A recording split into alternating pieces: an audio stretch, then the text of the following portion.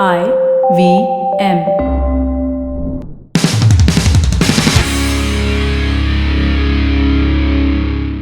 Avinash, so good to have you. I've seen you at the gym at Soho for a couple of years. We've Yeah. never spoken in the gym, and here we are finally recording an Funny episode. enough, yeah. Probably Yeah. seen you around almost at least 2-3 times a week. Yeah. And then finally, this is our first proper conversation. Yeah, and it's fun to see like regulars in the gym. You have this unsaid respect that Yeah, I see you're a regular. You'll be like, Yeah, just that. Yeah. that's about it.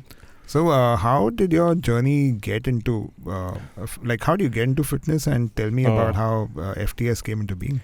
Dude, that's a roller coaster of a story, which kind of is a confluence of my professional career, what I went through in my personal battle with fitness and obesity, etc., etc. So this might take some time. So just Go ask for me it. whatever questions and I'll take you through it from the start, right? So, super chubby kid in school, all right? Nerd, top of my classes, blah, blah, blah, one of those teachers' pet, etc., right? Boys' school. Finished school, obviously you're going into college. I was going into junior college. Suddenly you're going to be exposed to girls, etc. So like, dude, you want to lose all that weight. Yeah. So you have 3 to 4 months before schooling and your junior college. So hit the gym, didn't know what I was doing. Went and did 2 hours of cardio every day. Ate absolutely nothing. No carbs, always very little carbs, no butter, no cheese. I was on that kind of tangent. This was, of course, 2003. No one knew any better, right? Lost about 30 kilos, Wow. yeah, at that time. What was your starting weight? I was about 95 or 98, and I went into junior college, I don't know, maybe about 65-ish, right? Went in junior college, whatever, life happened. Finished junior college, went into engineering. After engineering, got placed into Accenture, where I was working as a back-end coder. After Accenture, 2 years into Accenture, I was like, dude, I always had like a creative bone and I wanted to always do something creatively. A lot of my friends in BMM used to call me and ask me for like logos or slogans or like campaigns, etc. So I was like, I need to take this creativity and take my tech background and find something to do. So me and a school friend who was also with me through college and engineering were like, dude, let's start a tech company, right? Digital tech company. So we started off with websites and web solutions, found that balance between creativity and tech. First client was Vedas, Great. then Hiranandani. So we started off with a bang. At that time, social media kind of was coming into the picture. Facebook pages launched, etc. So natural order of things, launch a social media division. So launch the social media division. We're working with a lot of small, medium agencies, like a lot of SMEs, a lot of startups, because at that time no one knew what to do. And a lot of the big houses were still print offline, right? At that point, we got outsourced a lot of work from these then bigger agencies who were starting to pick up, like your McCann, etc. They were outsourcing so much work to us that they ended up acqui-hiring us. So suddenly now I was digital head of McCann. Worked with McCann for a couple of years. I got poached by Lowland Task for a couple of years. Now these 10, 12 years was hard tech, pitching, digital pitches, advertising industry. You're basically pulling all-nighters, sitting in office, eating pizza all the time, that kind of life. And I'm so extreme that I'll work hard 5 days a week. Saturday, Sunday, I'm blackout drunk, right? That was my scene. And I used to host events and get blackout drunk, which is where Fight the Sunrise actually came in, because I used to host events and party till dawn. I always Right? thought it was the opposite meaning. Everyone thinks it's working out in the morning, Yeah. but the origin of the story was party till dawn, and Fight the Sunrise is actually a trance tracks name. All right, so that was my life basically from I say 16 to 28. And one day I was just sitting. I remember I was sitting at working for some pitch for, I think, Britannia or something like that. I was just looking at my body. I'd put on all that weight again. Skin was acne. All that shit was happening. Life, like health, was like at an all-time low. And I was just like, dude, like, what am I doing? Yeah. Like, what is going on? Like, how can I live like this? So I was like, dude, I have to get back to it. Have to get healthy again, etc., etc. And I knew that I had the discipline because I'd gone through that journey once before in my life, although I didn't know what I was doing then, but I'd done that shit, right? But this time, being very data driven and being very scientific about everything, I deep dove into like nutrition, the science behind it, what you need to do with the workouts, etc., like hardcore. Like every extra minute I had was listening to like videos or studying about nutrition, etc. And basically in about 6 to 8 months, lost another 24 kilos, got a six pack, went through all that shit without ever giving up chocolate, without ever giving up alcohol, without giving up my partying, without giving up sugar, without giving up carbs. So I basically understood how to use all these things as input, how to manipulate them to your advantage and produce the output you want, right? So I was like, okay, dude, this has worked for me. Amazing. My life changed. Suddenly I was confident. My skin cleared up, everything, you know how it goes. At this time, I was still working with Lowland tasks and I started blogging about my journey. Instagram has started coming up. So I was putting up videos of me working out, shirtless, six pack. All my friends were like, dude, what the fuck are you doing, etc., etc. I was like, I don't care, right? Started doing all of that stuff. 6 months, 7 months into it, a company called Guava Pass was launching in India. Right? So Guava Pass was launching in India. Someone approached me through Instagram saying, hey, would you want to model for our launch shoot? Yeah. So I was like, yeah, sure, why the hell not? So I went for the shoot. While another model was shooting, I was standing there. I was talking to the launch manager and the VP who had come from Singapore. And I was telling them, dude, this is the fitness scene in India. These are the studios you need to acquire. This is what you should do online. This is what you should do offline. This is what your CPC should be. This is where you should put your money. This is where you'll see your ROI, blah, blah, blah, blah. Casual conversation. Went out for drinks to Olive. There again, was just telling them what the scene is in India because I'd experienced it from the digital tech side of it, what the scene was, and personally, because I, at that time, had gone to the who's who and trained under them just because I was passionate about fitness. Month later, they called me. They were like, listen, we need a general manager in India. Are you up for it?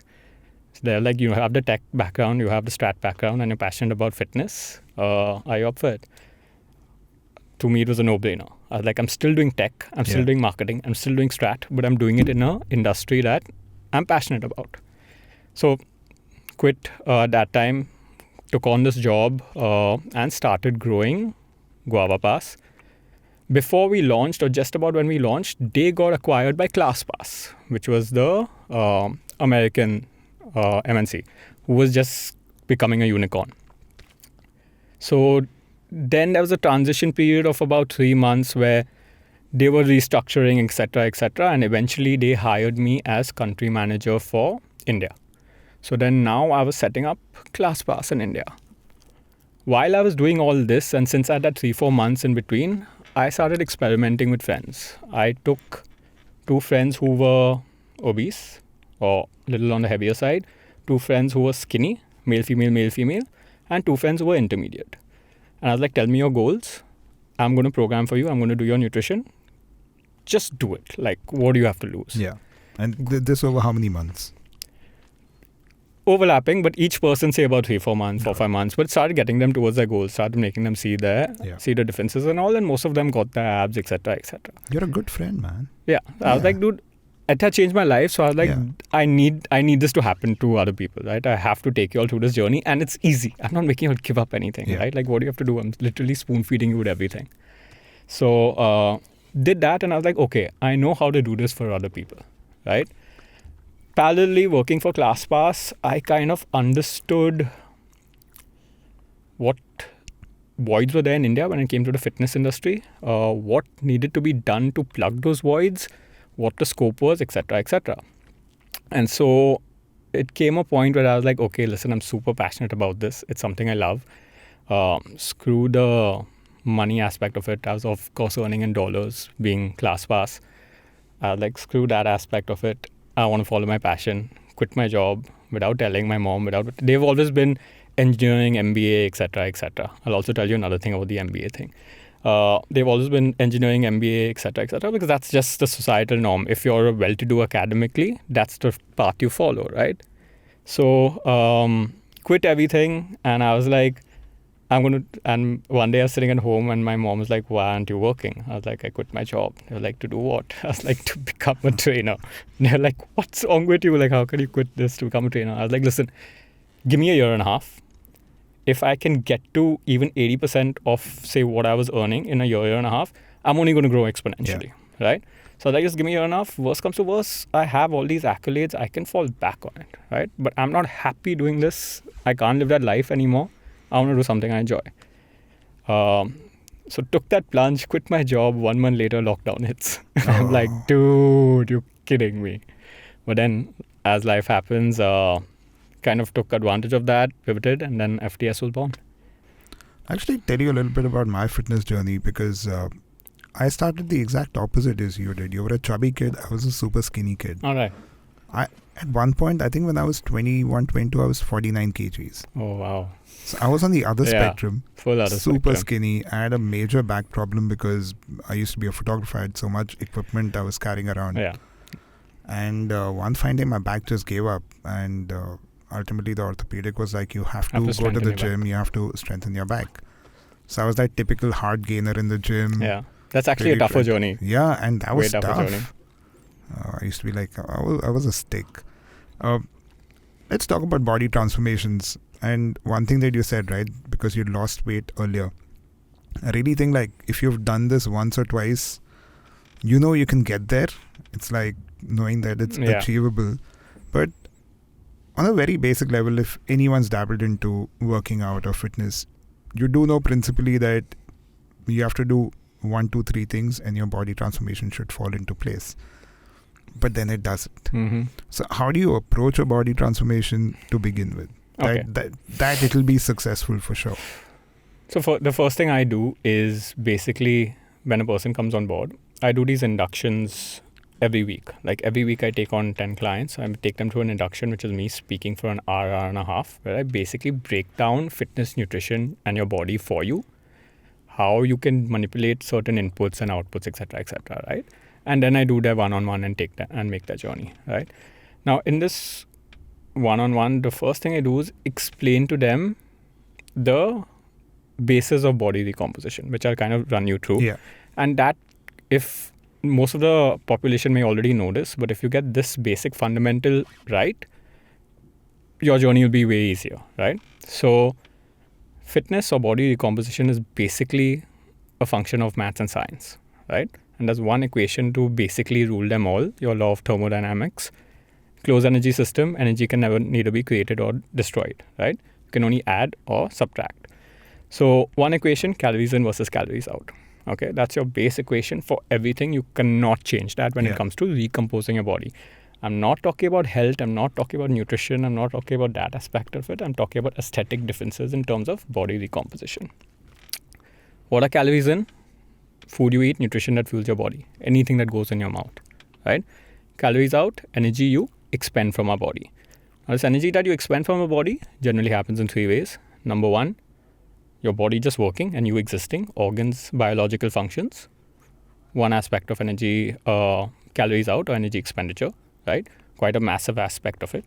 Okay, call your base metabolic rate. Yeah. Number 2, move around in a day. All your movement accumulates. Me doing this could have burnt 1/10 of a calorie, right? This movement patterns are never going to be identical, right? Steps you take, movements you make, words you speak, never going to be exactly the same, day 1, day 2, day 2. So these two are kind of involuntary calorie expenditure that happens in the day. Third part of calorie expenditure is through exercise if you're exercising that day, all right?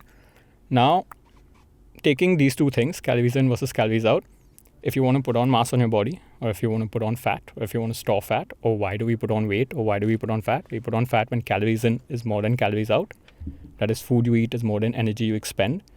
Now, all this extra food that you've eaten that hasn't been burnt is not going to disappear.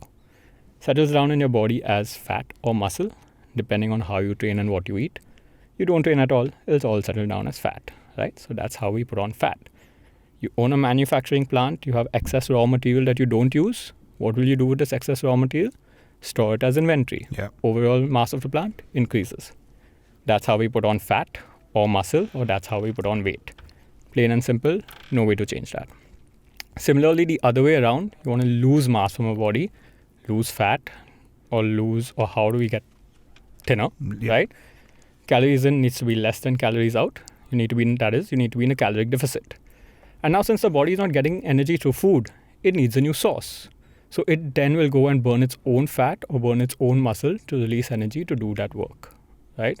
What is the body doing? Going and hitting its inventory. Now what we do is we take advantage of this fact. So if we want to lose mass from our body, we force the body into a caloric deficit, right? If we want to put on mass, we force the body into caloric surplus. Now within this equation, you manipulate, right? If you want to put on, the process of bulking or putting on muscle is when you go in a surplus and then you tweak your training that surplus gets stored as muscle and fat. And when you want to lean down or bulk, you tweak your workout so that you're burning only fat, not muscle. Yeah. Right? And that's just the basis of body recomposition. So it's just a function of how much you eat. I'm not saying what you eat. Yeah. How much you eat and how much you train. Within that, you can then tweak. But that's what I'm saying. This makes so much sense. This is what we all have been told. But then you don't see that many people with a six-pack walking around. So that will come to the misconceptions and the miseducation that's out there, right? And how to work around those things, okay? Very simplest. I'm going to take you through two massive misconceptions in nutrition and in workouts, right? How you should approach that and what are the mistakes people are making, which they can then tweak to achieve the goals that they want in a very sustainable fashion, okay? Number one, when it comes to nutrition, eating to lose fat and eating healthy, very separate things, right? In the quest to eat healthy, a lot of people overconsume calories, which is going to put you in a surplus, makes you fatter, right? Simple example, dry fruits. 8 or 9 almonds, 100 calories, 8, 10 cashews, 100 calories, 3 walnuts, 100 calories, 1 big date, 90 calories. You have that individually in those amounts, amazing for you, superfood, super nutrients, hell yeah. You have a handful of nuts, where's all this extra energy going to be stored? Even though it's good nutrients, where's all this extra energy going to be stored? Fat, right? Simplest mistake people make is overeating healthy foods, thinking they're eating healthy, but then it gets stored as fat. Yeah. You'll have a smoothie bowl, acai banana, peanut butter, cranberries, coconut shavings, dry fruits on top, cocoa nibs on top. Have a 700 calorie dense smoothie bowl, but not eat a 150 calorie Magnum ice cream. Yeah. Why? Smoothie bowl is perceived as healthy. How do you define healthy? Vaguest term in the world. The word I hate the most. I'm eating healthy. Depending on what else you eat in a day, that may not be healthy. That may be excess, right? These are places where people go wrong. That's such a valid point, and this is something like we've done one episode on sugar, and my whole thing, even with like that date example, is this, right? That just because it's natural doesn't mean sugar can be your friend in so many ways. Yeah. Right? You can use it as a source of fuel. You can use it to fuel your workouts. There's so many ways you can take advantage of a simple. See, all your carbs, whether you're having a complex, simple, or sugar, all are going to be stored in your body as glucose. Difference is how it gets to glucose. And you can manipulate that fact in so many ways and use it to your advantage. Give me some tips on that, because again, sugar a lot of times just becomes this big villain, right? Okay, so that's one thing why I also got a lot of notoriety is because I am completely okay with sugar in moderate amounts. Yeah. Right? So sugar, like I said, whether you're having a complex carbohydrate or a simple carbohydrate or carbs in its simplest form, all these carbs are broken down at the end of the day and stored in your body as glucose for energy. Complex carbs broken down more time of digestion, more calories burnt while digesting, more nutrients absorbed while digesting, therefore healthier. End product, same as popping in candy, glucose in your bloodstream. And you can use this fact maybe in a couple of ways to your advantage. Number one, just think of it as a person who's feeling dizzy. What is the first thing you give him? Sugar. Instant source of energy. Yeah. You're an athlete, you're a marathon runner, you're competing. What is the thing you see them eat the most? Yeah. Glucon-D, gummy bears, right? Instant source of energy. So suppose you've had a bad day of work, you need to jump into a meeting or a workout where you need to focus. Having that 100 calories of sugar can make you maybe work out for another 400 calories or give you that energy, right? You can use it as a fuel. So sugar is not, I'm not promoting sugar. Yeah. I'm saying if your total carb intake is so much, if 10% of your day is sugar, that's fine, right? I give myself, say, 100 calories or 200 calories of sugar or simpler carbs to eat because that's fine. What is that as compared to the 90% that you're eating well, right? So don't demonize sugar and then not consume it and then go overboard in That the other chain, aspect. right? That vicious cycle of not having sugar for a few For months months and and then then having- binging on it when you get back to it. Is Like so is many the people worst. fall for Is the that, worst, right? right? So very happy. Like I'll tell people, eat your 2 pieces of chocolate a day. I don't care. What is 100 calories? Where overall you're in a deficit. 90% of the day you're getting the nutrients you need. I'm fueling you with the carbs, protein, fats that you need. Have a little bit of sugar. Okay with it. Same problem with cheat meals, right? Everyone thinks cheat meals is the best thing to do. Problem with cheat meals is 4 to 5 days you'll be in a caloric deficit. Perfect, exactly what you need to be doing. Then that one day you'll go have pizza, fries, burger, cake, ice cream, whatever the hell you want, have a 3000 calorie meal and undo the deficit you've built over the whole week. I know so many people who are super clean and disciplined during the week, go into a surplus because of this one day, now end up putting on fat at the end of the day because cumulatively then a surplus. Then be like, hey, I'm eating clean, why am I not seeing progress? Yeah. Well, no shit, right? Rather live an 80-20 life. 80% of a day, be clean, get the nutrients you need. 20% give yourself those calories to play around with, right? Let me give you another example, right? Suppose you're craving a pizza. A pizza may be 600 to 800 calories. Your normal meal could have been 400 to 600 calories. Yes, you've gone 200 calories overboard. Nutrients were low. Fine, it was one meal, right? But because you've eaten a pizza, you're like, screw it, this is now my cheat meal. Let me also have cake, let me also have ice cream, let me also have fries, let me also have a beer on top. You've added another 1000 calories for no rhyme or reason, right? Instead, just enjoy that pizza. Yeah. Whenever you're craving something, eat it, deal with it, compensate for it, right? So that's the kind of thing, small things that people have misconceptions about, that I kind of take them through your induction. So first, have that knowledge to make informed decisions, and then your life will be like way easier, right? When it comes to the nutrition aspect of it. When it comes to the nutrition aspect, what about like this whole protein thing, right? Like, I think we've known enough gym bros in our life that are just pounding a protein shake like right after the workout. Okay, so there's nothing like the whole myth of having, or not myth, the whole concept of having an anabolic window, which is consume protein immediately after workout, was busted years ago, right? You have 4 hours to consume the protein that you need for your protein synthesis to happen. And more often than not, you're going to be eating a meal, whether it's lunch or dinner, within the next 1-2 hours. So as long as you're fueling your body in that meal with the adequate amount of carbs and proteins, you're going to replenish your muscle glycogen and have enough protein for protein synthesis. So I give my clients a shake to have as a midday snack, right? So a lot of my clients have that protein shake and a fruit as an evening snack or a pre-workout that is fueling your body with carbs and protein. Go to your workout. After workout, you're going to have dinner. Yeah. If they're working out in the morning, finish your workout, have your breakfast. Your breakfast, you're going to eat some protein sauce, some carb sauce. You've got the protein you need. Go about your day. Have the protein shake in the night if you want. Evening if you want. Have it as a dessert if you want.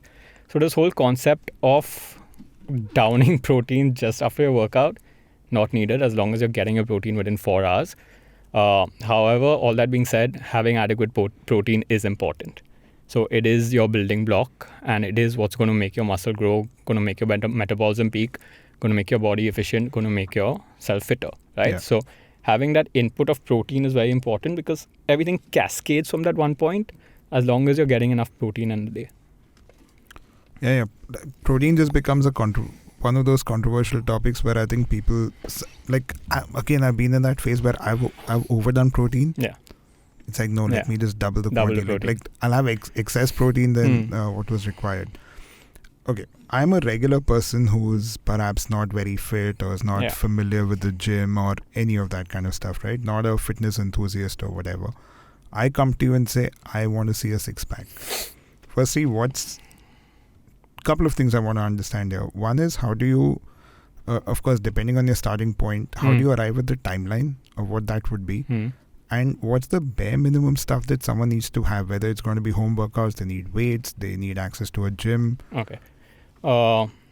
Bare minimum time is going to vary on how much you need to lose. Yeah. Right? In terms of timelines, the more you have to lose, the faster your progress will be in the start, and then it'll start to dwindle down in terms of the amount of inches. So I see anywhere between 1 to 3 inches per month, right, per client. And what would be that in terms of weight? I don't care about weight. Okay. Right? Your weight is a function of the muscle in your body, the fat in your body, the water in your body, your skeletal muscle, your organs. There are 5 to 6 things that contribute to what your weight is. Your fat is that one part of the weight that you want to lose.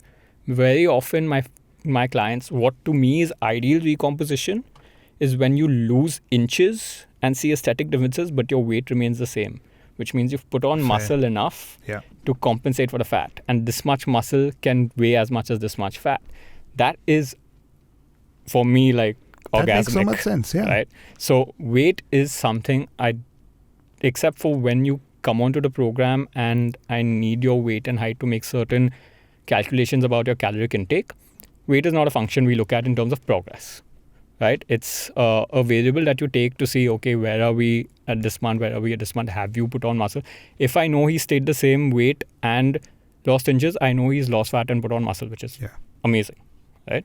So weight is not a metric we look at. When it comes to aesthetics and transformations, it's inches at fat-bearing areas and aesthetic pictures. Right? When it comes to strength, people who want to put on strength, then it's how much you're lifting. But those are more longer programs because it takes you 3 to 4 months to put on adequate strength or gain adequate strength. So is it possible to really shred without having access to a gym or weight training? It is possible. It's not the best way of going about things. So you can use, at the same time, you need to overstimulate your muscles or get some progressive overload onto your muscles. Now you can do that using volume of body weight work or using weights. For the first 2 months, I can make you do body weight work, right? And that's what I generally start starters off, like people who are just starting. 2 months of body weight work. Eventually, your body is going to be so efficient with handling its own body weight that I'll have to add so much volume that you're only working out the whole day to produce new stimulation, right? Because your muscles will be efficient enough to go through those movements. So that's when you need weights to come into the picture. So weights can either be at home or at a gym. Yeah. So buy a pair of adjustable dumbbells that will last you 4 to 6 months. You'll see progress till then. Then add more. Of course, you can use tempo, you can use this, but the easiest thing is to progress in weights, right? That's the easiest marker to measure, or go to the gym, right? So beginners, generally, I see them, the first 2 months, I start them off with body weight work, but eventually I need them to load with some weight because otherwise they'll only be working out all day, which doesn't make sense. Yeah. And ideally, how much time would you think someone should be working out in a week? Okay. To see actual progress, first of all, you need to be working out at least 45 minutes to an hour, right? To get into enough of a caloric burn. Everything is a function of burning enough calories, right? Doing a 20-minute HIIT session is going to do nothing for you. Thank you for saying that. Like nothing. Yeah. Right? People say HIIT gives you an afterburn. Yeah. It's 3 to 4%. I was just going to say bullshit, that. Right? Follow a structured program that's going to be progressively overloading your body or muscles in a particular way. At least 45 minutes to an hour, right? Because then you're burning enough calories, you're stimulating your muscle, you're breaking down enough muscle fiber, you're exhausting your muscles enough that it needs that rest to recover and build, etc., etc. And at least 4 to 5 times a week, right? Again, to build enough of a deficit. Otherwise, you're not going to get into that enough of a deficit if you're working only 2-3 times a week, right? It's going to barely be anything. What should that deficit be? Like something not too aggressive, I assume? Nothing. So if you go too aggressive with a deficit, you're going to get hormonal problems, right? that if you undernourish your body, if you're not getting enough carbs, you're not getting enough protein or fiber or fats or whatever, your body will respond. So you calculate your maintenance and go maybe 200 to 300 calories as a deficit and let that build over time, right? On those 3 days you're not working out and you're eating extra, fine, stay at maintenance. You're still in a deficit 4 days. You'll take a week extra to lose that inch. Yeah. Who cares? Yeah, and it's not a competition Not at time-based all. thing. It's a long-term. It's a long-term thing. So everything is sustainability, right? That's why I'm against, don't want to deep dive into it, but why I'm against keto, why I'm against intermittent fasting, why I'm against... I'd love to talk about this. Oh, dude, we'll be here for hours. Why I'm against all these things is because it's not something you can do for the rest of your life, right? Nutrition to me needs to be all-inclusive. The moment you have a condition of exclusion, whatever be that condition of exclusion, timing, types of food, blah, blah, blah, don't eat this, don't eat that, don't eat this at this time, don't eat fruit, blah, blah, blah. Moment you have a condition of exclusion, you're developing a bad relationship with food. Right there. You should never feel guilty for having eaten something or eaten something at a particular time. Absolutely. Right? So that's the main thing I try to instill in people. Because, dude, I've gone through extremes of it. I've gone from being super obese to, not super obese, but let's say on the chubbier side, to I've gone down to 5.9% body fat. Damn. Before I wanted to go for Tomorrowland, I was at 5. Of course, these machines are shit. How is your mental state when you're at that? Exactly. Shit. Body dysmorphia and everything is hard, right? So you never want to get into something that's unsustainable. And I did it because I wanted to go for Tomorrowland. I wanted to fucking be ripped. But I knew I need to get back to this because it's not a sustainable life, right? So you get into a place where you're okay eating everything, you want to enjoy everything you're eating, understand how to take advantage of it, and you're in a good place. To me, IF though, I've done intermittent fasting long term for years. So I've been off IF for the last couple of months now. But to me, for me, IF is just better mental state. Okay. So my problem with IF is not the concept of IF. I have no problem with people fasting. What are you doing at the end of the day with fasting? Forcing yourself into a deficit, right? Giving yourself a shorter window to eat. My problem with IF for people is you're dependent on a new variable, which is a clock. Fair. And that's what bugs me about IF. To me, the good thing about IF was a complete lifestyle choice, not a fitness hack for 2 months or 3 months. If that is what you can do, as long as it's sustainable and it fits your lifestyle, to me, for everyone who comes to me, your lifestyle comes first. Yeah. Let's optimize everything around it to get to your goals. Right? And that's the only way it can be long term, right? Exactly. Right. So you're okay IF, I'm not a breakfast person. Right. I'm nocturnal, I get up.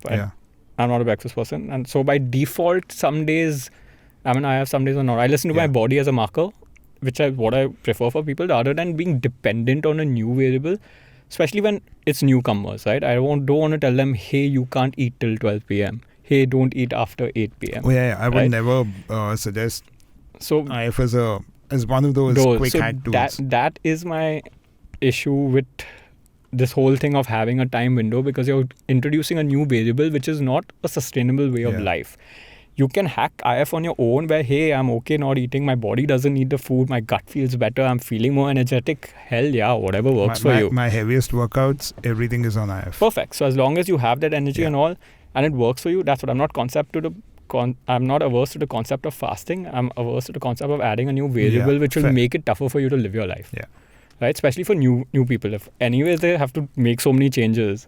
I had a very simple rule about IF. I'm not starving myself. If I'm going to feel hungry, I'm going to eat. So another thing, right? When it comes to people who, suppose you get up in the morning at 10. You've not eaten since 8 p.m. the previous night. Right? You still don't eat for the next 2-3 hours. Your body needs energy. Right? A lot of times it's going to eat into muscle for energy, which is reducing your metabolism. Yeah. Right? So you don't want to get into this. As soon as you're feeling hungry, do not starve yourself. That's my only thing. Don't starve yourself because you're waiting for a clock to tell you when to eat. That's the other gym bro thing, right? Like if you do so much cardio, you'll end up losing muscle and stuff. Yeah. What about some of these misconceptions? Okay, so misconception number 1 was basically the eating healthy versus eating fat, which we went through.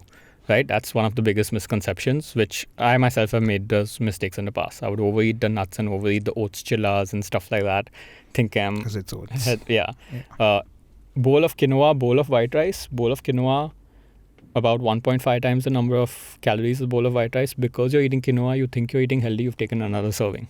Stuff like that, Yeah. right? That's the biggest misconception people have when it comes to losing fat, right? Again, not talking about nutrients and that aspect of it. This is purely body recomposition. Second thing was cheat meals. Hey, having a cheat meal is going to reboot my metabolism. Dude, you're not a rock who works out 4 hours a day, Yeah. right? You're not. Most of those people use those cheat meals as fuel, and you are not working at such intense of a level, or you're not that deep into your transformation journey that you need to reboot your metabolism. You're just starting off. Cheat meals are going to do nothing for you except take away from your progress. So that was number 2. This was all the nutrition part of it. When it comes to the workout part of it, the biggest mistake people make, I won't say misconception, is working out for endorphins, right? Let me go do this group challenge. Let me go do this group fitness class. Let me go sweat and do some cardio because I feel like I've worked out. Oh man, I love what you're saying. I've had so many discussions on this with so Right? many people. Just because you sweat, you think you've got a better workout. Got nothing to do with it, Yeah. right? Even people in the gym, you'll see them doing chest, shoulder, tricep, back, bicep, leg day, day after day, year after year, and they look the same, right? So if you want to see that change in your body, you have to follow a structured program. You have to stress and stimulate your muscles in different ways across varying periods of time. Use weight, use volume, use intensity, use time under tension. Force your muscles to become faster, stronger, defined. Let me give you an analogy, right? You run a company, stuff is stable, great. You want to see growth within that company, what do? Make some projections, have timelines, have deadlines, have quarterly reviews, push the company along some predetermined path. You're not showing up at the company and being like, hey, what do I do today, right? Same with your body. Working out is fine. Going to the gym and being like, hey, what do I do today? Chest, shoulder, tricep. Okay. Give yourself a structured program, right? Have progressively overload your muscles. Do a monthly review. See what works, see what didn't work. Tweak variables of input to enforce the change you want. Use all these different metrics of data like inches, strength, what you're lifting, to use that data to maybe project, maybe see history, right? A problem I have with a lot of, I'm very super happy that they're active and working out, but if you're working out, make it count. Yeah. Right? Absolutely. And again, just because you're active and you're working out doesn't mean you're making progress. Yeah, doesn't mean you're making progress. So going and doing 3 sets of 8 of every exercise in the gym at the same weight, your body is the smartest thing in the world to deal with. It will get used to any stress you put on it as fast as possible. That's just survival instinct. That's how we have evolved, right? So you go to the gym and do 3 sets of 8 of the same plates, of the same bench every week. By the 3rd week, your body is just doing it. It's like going for a walk, right? You're not producing new change. You're just going and spending time. Hey, great, you're being active, excellent. But if you want to see progress, there has to be some overload, some progress meter. I think for me personally, the biggest thing about working out was journaling and keeping a tab on how much I'm lifting, just to keep a check on that, and taking pictures and measuring. It is what it is, right? There's so many apps now that just help. My FTS app will also do that for you. Oh, there's an app? Right. Oh, yeah, I'll take you through the FTS journey as well. But at the end of the day, you have to do it, right? It's with anything. Like I said, you will do, with your company, you will look at the data, you will look at the balance sheets, you will have to do that. If you want to see progress and you're serious about seeing a change in your body, there are certain things you have to do, right? It can just be aesthetic of, I take 1 picture a month in front of the mirror. Am I seeing more definition? Am I not seeing definition? What the scene is? Also, I know what, for me, it's super easy when it comes to gym because I know how much I've lifted and I know that feeling of exertion when I'm lifting certain thing. But you try and do that and learn how to do that, which is what I try and make easier. But there are a lot of apps that will help you do that will tell you, hey, if you're lifting this much this week, next week you should be lifting this much or doing these many reps, etc., etc. I use an app called Strong. Only on iPhone. Damn good. Yeah. Full graphs, everything. So easy to keep. Like every time you do a your exercise, you know how much you lifted last, how Exactly. many sets, this, that. And then Just- it'll tell you the whole volume that you've lifted, Yeah. etc. over a period of time. I would love posting that, the total volume of That the, you lifted. of the- It of feels how so much you good, lifted. right? That You're like, feels dude, I lifted these many pounds this month. good. Take me through the FTS journey that you were talking about. Okay, so like I said, FTS was the lockdown baby. We started off as soon as lockdown happened. I launched the online program, etc., etc. Suddenly, saw a lot of traction, grew a lot. Like I said, also in India, that intent to get fit was there, but that education wasn't there. And so I came out hard on Instagram talking about all the stuff I basically just went through, right?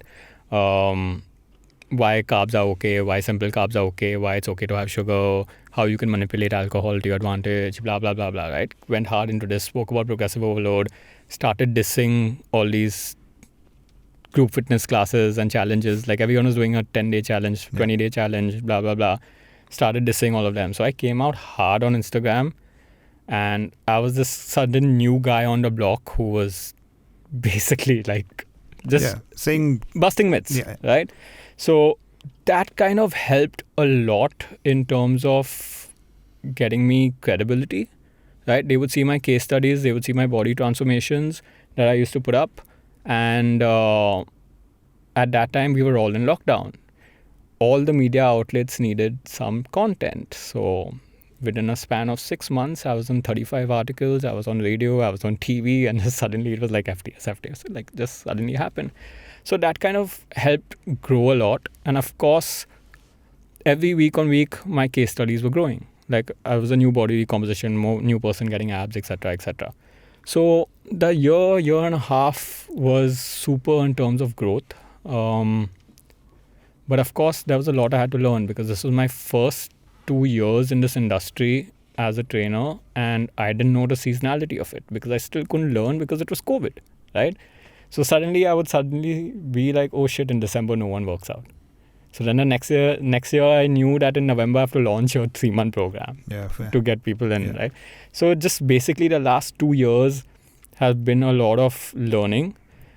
The first thing I did was, because I had a tech and marketing background, I think I was one of the earliest adopters of bringing tech into play, right? So as soon as I launched, you got your workouts and nutrition through a tech interface, right? So I was using a third-party software, which I would use to disseminate your workouts and your this, and you can track your metrics and track your nutrition and everything you got. So as a user, you're not looking at Excels, you're not looking at anything. You're pulling out a phone, you're opening your app, you're seeing today's workout, you're seeing a demo video, marking it as done, commenting with my team, blah, blah, blah, blah.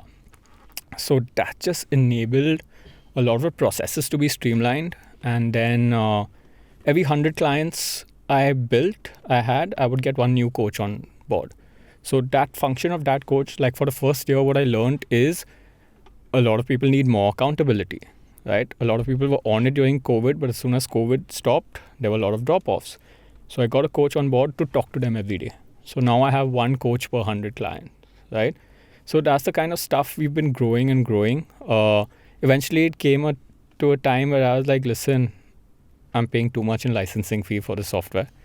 I busted my knee last September. So I was on bed rest for a couple of months or 6 weeks. So I just called a tech team, did the SRSs, did the flows, did the user flows and all, and basically launched the tech app to kind of encapsulate whatever I wanted to do and have enough to scale into the future where I can add. There are 5-6 other verticals and functionalities that I want to bring to a user besides just workouts and nutrition. So building that in the pipeline. So I was like, dude, I just have to build this as a tech app because that's my scale, right? Why I do only online remote coaching is because that's where the scale is. How can I get the maximum number of people to find the easier, sustainable journey to their fitness goals? How many transformations would you have gone through? Over 1,000. Oh, wow. Yeah. So over 1,000. We have active clients at about 400 plus at any time. So once my tech is ready, we look into proper growth and expansion.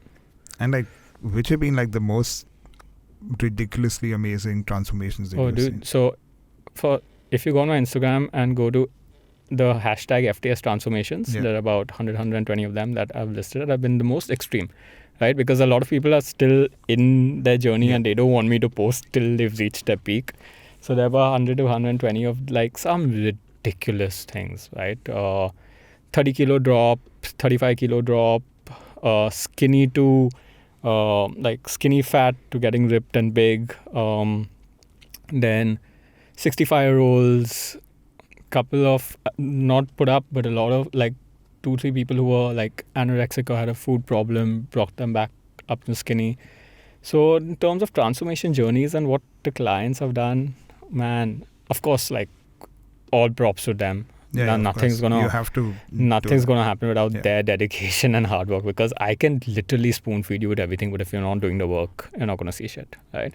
But yeah, there have been just some super journeys that really excite you, man. You're like, dude, they had the dedication to go through it and changes their lives. Like, you'll see people who will come to you and be like, dude, and the thing is, with a transformation journey, and having done it myself, these people have also told me as feedback is, it kind of changes the way you see a lot of different other tasks in your life, right? Whether it's work or personal challenges or everything, you'll know how to like, okay, I just need to break it down into this.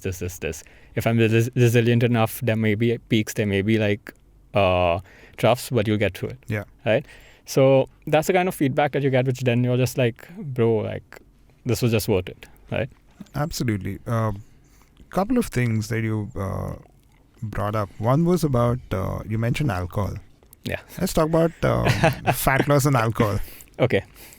Very, very controversial. And a lot of people tell me like, dude, again, when it comes to sugar, when it comes to alcohol, I'm not what people are used to hearing. Not what people are used to hearing, and I'm not promoting them. Yeah. I'm just saying, if they're what makes you happy and it's part of your lifestyle, you can use it to your advantage. All right? When it comes to alcohol. So, any of the smalls of any of the spirits, 60 to 70 calories, right? Beer or wine, maybe double, 150, 120. Even if you drink like me, right? I drink a bottle when I go out. Like, I'm a big drinker. You're out generally from 10 p.m. till at least 3, 4 a.m. on a general night. Mostly. Not me. Whatever. Sir, you are. People go out. Yeah. I go out. Even if you're not that, you'll drink less, right? Yeah. Maybe whatever you're drinking, more often than not, you're moving, you're talking, you're dancing, you're doing some bullshit or the other. You're on your feet. There's some activity happening. More often than not, you have burnt more than you have consumed. Not a big problem. You're still in a deficit overall, right? You'll probably sleep late and bunk breakfast the next day. Still in a deficit, right? Problem generally arises with what people consume with the alcohol. Yeah. Aerated drinks, sugar with your cocktails, Red Bull with your Jaegers. Suddenly that 60 calorie drink has become a 250 calorie drink, right? Calories are going to pile up. That's the problem. Go home after having a drunk night and eat that 800 calorie pizza, butter chicken roll. Again, calories are piling up. That's the problem. Go home, eat something small to absorb the alcohol. You're probably still in a deficit. Not that big a deal. So you can use that. If I spend 2 days partying, I don't do it that often. I'm normally one night and call it. 2 days partying, I'm in a deficit because I've moved around so much that I'll come out leaner, right? So when it comes to the calorie aspect of alcohol, you can easily manipulate it. However, the problem with alcohol is it screws up your protein synthesis, recovery, and metabolism. That is the problem. And that is what the mitigating effect of alcohol is, right? Basically screws with your sleep cycles. And it's in those deeper sleep cycles that you're actually burning fat or building muscle or repairing, right? Which is why you get up super raised and hungover, because your body's not gone through that detoxification process. Yeah. Very similar to pulling 3-4 nights of all-nighters, right? Impairment is the same. So that's why when it comes to alcohol, as long as you're doing it once in a while, say once a week, and the 6 days your body is peaking and your metabolism's on point and your frequency and your recovery is on point, great, you can deal with it. It's not that bad an effect. So I rather you go hard one night, maybe still be in a deficit, protein synthesis was shit that day, etc., rather than you having 2 drinks every day. Yeah. Or 2 drinks twice a week, right? So it's not using it to your advantage, but it's manipulating alcohol to your advantage. Dude, this was good. I'm gonna sign up with you. Sweet. The advantage that I thought of is that I'm gonna catch you at the gym At the gym, anyways. yeah, that's true. So for me, it may not Yep. only be remote. I'll pester you in person. Done. But I think for me, someone who's been a gym enthusiast for a while, it's very seldom that I like trainers as such or coaches because I've seen so many people with trainers in the gym, every possible gym, just do things so badly, Dude. with a trainer. And I was like, and a lot of that trainer knowledge is also very old school. Very now. old school. Also, I mean, suddenly there's a new crop of trainers coming up now that I guess are more knowledgeable than the resources that were there, maybe old school, right? Because I've also gone through that, right? When you started working out, it was like, okay, one big meal 3 hours before, one banana shake half an hour before. Like, how can you work out without that, right? And then, of course, protein shake is while you're doing We've all your done last it. set. Down the BC, bought the BCAAs, had the protein shake. We've all done it. We've all gone through it. Well, what about supplements? Where are you on that? Apart from protein, anything else that you would suggest? I take protein in terms of whey, just because you're serving your body 20 grams of protein at the least caloric cost possible. And I'll do creatine. These are the two supplements that I stand by, creatine being the most safest supplement in the world that you can take, right? Even safer than most of the protein powders. Having said that, if you're leading down and stuff like that and not doing workouts over an hour, you really don't need creatine because creatine is just breaking down into a compound called ATP to give you energy. So except for protein, these are basically the only two things I take. Everything else is not necessary, right? Most of your vitamins, your omega and all, if you're deficient in it, take it, right? BCAA is not needed unless you're not getting enough protein, you're vegan or etc., and that extra supplementation will help, great. But as a general whole, you can just get away with just having protein powder, right? Nothing else is absolutely necessary. Of course, case-by-case basis, that will vary. Cool. Where can people find you on social media? Fight the Sunrise. Fight.the.sunrise that's on social media and on Instagram mainly. Most of my leads come through that platform. I'm very happy with a lot of things you've said and the fact that you're a night person and you're not a morning person. Yeah, man. And we were talking about this before we start the episode, but everyone who works out in the morning, and most of those people are screaming. It's like a cult. Like night people do their stuff, chill, be awake, sleep. Morning people will go for a walk in the morning, announce it, make a morning club. Now let's do this. So that's another thing we can kind of touch upon when it comes to your timings. Doesn't matter, right? As long as you're getting your workout in and your calories in and calories out over a cumulative number of days, balances the way you want it to. Timing doesn't matter. Some people are energetic in the morning. I'm a zombie in the morning. In the evening, I'm well fueled. I can lift better. Some people are more energetic in the morning. Props to them. So timing doesn't matter. Fit what works for your lifestyle. Right. That's about it. Fair enough. Thanks so much for doing this. Thanks for having me, man. This was super fun. Soon. Yep. IVM